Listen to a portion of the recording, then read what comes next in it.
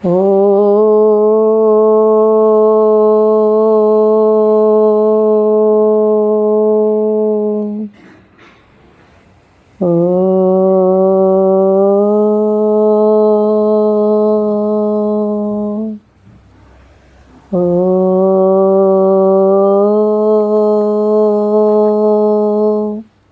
सभी को सादर नमस्ते। हम आज अथर्ववेद के एक मंत्र पर विचार करेंगे। मंत्र है ओम पुनरेहि वाचस्पते देवेन मनसा सह वसोष्पते निरमय मय्ये वास्तु मयि श्रुतम। शब्दार्थ है वाचस्पते वाणी और ज्ञान के देवता, पुनः फिर एहि मन मुझ में आओ, वसुपते वसु के पति, निरमय मुझे इस ज्ञान में रमण कराओ, मयि श्रुतम मेरा सुना हुआ ज्ञान, मयि एव मुझ में ही अस्तु मन रहे। अब यहाँ पर भगवान से क्या प्रार्थना करें कि हे प्रभु, आप कुछ ऐसी कृपा कीजिए कि जो भी ज्ञान मैं सुनता हूँ वो मुझ में ही रहे, मेरे अंदर ही रमण करे।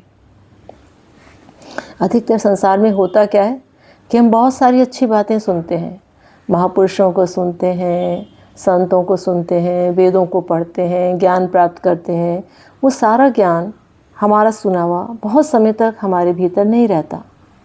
ऐसा लगता है एक कान से सुना और दूसरे कान से बाहर चला गया, और इसी कारण हमारा कुछ भी लाभ हो नहीं पाता है। आता रहता है ज्ञान और जाता रहता है, और हमारा जीवन जैसे चल रहा था वैसे ही चलता रहता है। एक कहावत कहते हैं ना बड़े बुजुर्ग, संतों का कहना सरमत थे, पतनाला उत्थे का उत्थे। सारी अच्छी अच्छी बातें सुन के आते हैं, हाँ जी करते हैं, और घर के आने के बाद थोड़ी देर बाद ही वो सारी बातें भूल जाते हैं। जीवन तो जैसा चल रहा था वैसा ही चलता रहता है, इसीलिए कुछ लाभ नहीं मिल पाता है। कारण क्या है कि हम सुनते तो हैं उस ज्ञान को, लेकिन उसके ऊपर चिंतन और मनन नहीं करते। चिंतन और मनन द्वारा उसे स्थायी नहीं बनाते, उसे तत्व ज्ञान नहीं बनाते। निरीक्षण करना हमने छोड़ दिया है।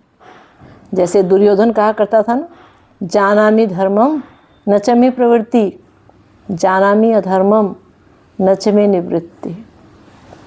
हे कृष्ण, मैं जानता तो हूँ कि धर्म क्या है, लेकिन मेरी उस ओर आकर्षण ही नहीं है, रुचि ही नहीं है, रुझान ही नहीं है। मैं ये भी जानता हूँ कि जो कुछ मैं कर रहा हूँ ये अधर्म है, लेकिन मेरा इससे छुटकारा नहीं है। ऐसे इंद्रियों के दास हैं हम। इसी कारण सारा ज्ञान बेकार हो जाता है। हम भी रावण और कंस बनते चले जा रहे हैं। खूब ज्ञान ढोते हैं, लेकिन वो सारा ज्ञान बाहर के बाहर रह चलाता है, हमारे भीतर, हमारे अंदर हृदय में प्रवेश नहीं करता, कुछ लाभ नहीं होता। इसीलिए महापुरुष क्या कहते हैं कि थोड़ा सुनो और ज़्यादा विचार करो, ज़्यादा चिंतन करो, मनन करो, और फिर उसे जीवन में अपनाओ। नहीं तो क्या होता रहेगा, आनंद स्रोत बह रहा पर तू दास है, अचरज है जल में रह के भी मछली को प्यास है। आनंद का झरना बह रहा है, प्रभु की कृपा बरस रही है, लेकिन उस सब के में भीगते हुए भी हम उसका आनंद नहीं ले पा रहे हैं। आश्चर्य की बात है। हमारा मन कैसा है? हमारा मन विचार करता है और विचार करने के बाद भूल जाता है। जीवन को सुंदर बनाना है तो हमें क्या करना होगा? बार बार विचार मनन करना होगा, अपने मन को शुद्ध करना होगा। एक छोटी सी कहानी याद आ रही है इस संदर्भ में कि एक बार एक संत थे जो भिक्षाटन के लिए जाया करते थे। तो एक द्वार पर वो गए तो वहाँ की गृहिणी ने उनसे एक प्रश्न पूछा कि महाराज, मैं बहुत सारा ज्ञान प्राप्त करती हूँ, बहुत अच्छी बातें पढ़ती हूँ, सुनती हूँ, पर मेरे जीवन में बदलाव ही नहीं आ पाता, आप कुछ समाधान बताइए। तो साधु ने कहा ठीक है बेटा, कल हम आपको इसका समाधान बताएंगे, कल आप हमारे लिए खीर बना के रखना। तो गृहिणी ने कहा ठीक है। अगले दिन उसने खीर बनाई। संत पहुँचे नियत समय पर। उसने स्वागत किया कि लाओ बाबा, आप अपना बर्तन दे दो, मैं आपको पहले खीर खिलाती हूँ, फिर आप मेरे प्रश्न का उत्तर देना। संत ने बर्तन दे दिया। अब बर्तन कैसा था? बिल्कुल गंदा, उसमें गोबर बिछा हुआ। तो कहने लगी, अरे बर्तन तो बहुत गंदा है, पहले मैं बर्तन धो कर लाती हूँ। तो साधु ने कहा, क्या ज़रूरत है, इसी में डाल दो। कहा, नहीं नहीं बाबा, इतना गंदा बर्तन है। नहीं नहीं बेटा, इसी में डाल दो, कुछ फ़र्क नहीं पड़ता। भाई नहीं बाबा, तुम पागल हो क्या, सारी खीर का स्वाद ही खराब हो जाएगा। तो संत ने कहा, बेटा यही तो आपके प्रश्न का उत्तर है। अपने मन को तुम पहले साफ ही नहीं करते, सुपात्र ही नहीं बनाते। पहले दूषित विचार मन में तुम्हारे कौन थे रहते हैं, उसी के ऊपर अच्छे विचार भी डाल लेते हो, और वो अच्छे विचार आपके अंतर तक पहुंच ही नहीं पाते, और वैसे ही आपके लिए बेकार होते हैं, आपका कुछ भी लाभ नहीं कर पाते।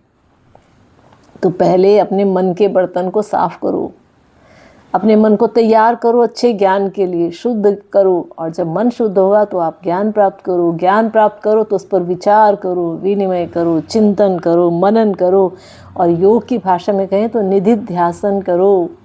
निधिध्यासन क्या होता है? जो भी आपने ज्ञान सुना, थोड़ी देर के लिए आंखें बंद करके बैठो, ध्यान लगाओ और उन बातों पर विचार करो कि मैंने जो सुना वो बातें कहाँ तक सही हैं, कहाँ तक गलत हैं। आपका अपना मन ही आपके प्रश्नों का उत्तर देगा, और तब आप उस ज्ञान को स्थायी बना पाएंगे। फिर वो ज्ञान आपका लाभ देगा। और इसके बिना आप ज्ञान सुनते रहे तो कैसी हालत हो गई? जैसे एक गधे के ऊपर चाहे पत्थर लाद दो, चाहे मिट्टी लाद दो, चाहे वेद पुस्तक रख दो, उस गधे का क्या लाभ होने वाला है? कुछ होगा? न पत्थरों से हानि हो गई, ना वेद ज्ञान से उसका कुछ लाभ होगा।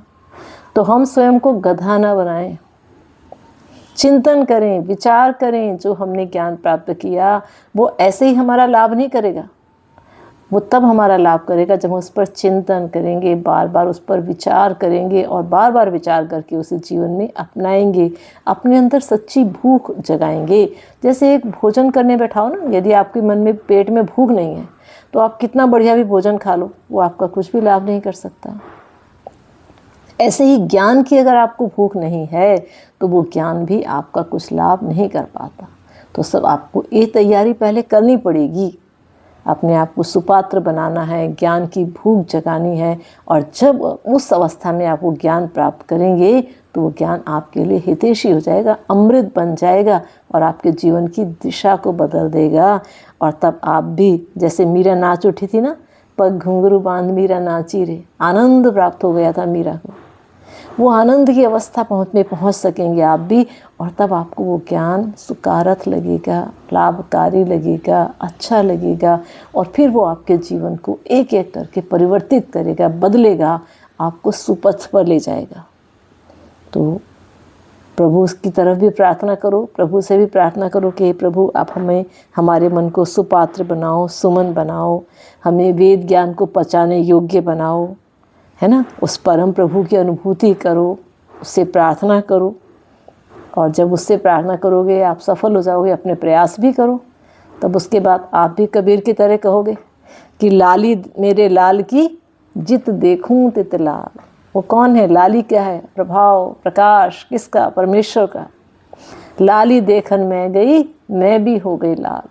जब उस परमेश्वर को मैंने ढूंढना शुरू करा, देखना शुरू करा कण कण में, तो मैं भी स्वयं पूरी तरह से सराबोर हो गई उसकी प्रेम में। तो वो भक्ति अपने अंदर जगेगी जब हम उसके लिए प्रयास करेंगे। तो वो प्रयास हम सबको करना है, उस भक्ति के परम आनंद को प्राप्त करना है।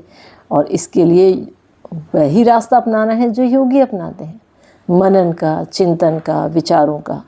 और प्रभु से सहायता भी मांगनी है, पात्रता भी उत्पन्न करनी है। फिर वो आनंद रस का जो झरना है वो आपको परम आनंद देगा। प्रभु से बार बार प्रार्थना करनी है कि हे प्रभु, ऐसा प्यार बहा दो प्रभु जी, चरणों से लग जाऊं मैं, सब अंधकार मिटा दो प्रभु जी, दरस तेरा कर पाऊं मैं, ऐसा प्यार बहा दो प्रभु जी। प्रभु से सच्चे हृदय से प्रार्थना करोगे तो प्रभु हमारे सारे संशयों को दूर करेगा, हमें आनंद रस का पान कराएगा। उसकी कृपा हम सब पर बरसती रहे। क्योंकि वो परमेश्वर बहुत दयालु है, बहुत कृपालु है। लेकिन हमारे हृदय में भावना भी होनी चाहिए। जब तक वो भावना नहीं होगी तब तक प्रभु की कृपा हम पर बरसेगी नहीं, आनंद हमें प्राप्त नहीं होगा। तो सच्चा आनंद प्राप्त करना है, ज्ञान का लाभ लेना है, तो अपने मन में उस ज्ञान को रमाना सीखो, स्थायी करना सीखो और प्रभु से बार बार प्रार्थना करो। तो ऐसा ज्ञान आपके हृदय में भी स्थायी हो, वही आनंद दे सके जो बड़े बड़े भक्तों को मिला, बड़े बड़े योगियों को मिला, जिसको पाकर वो झूम गए, आनंदित हो गए, जीवन सफल हो गया, वो हमें भी प्राप्त हो। ऐसी मेरी कामना है। धन्यवाद।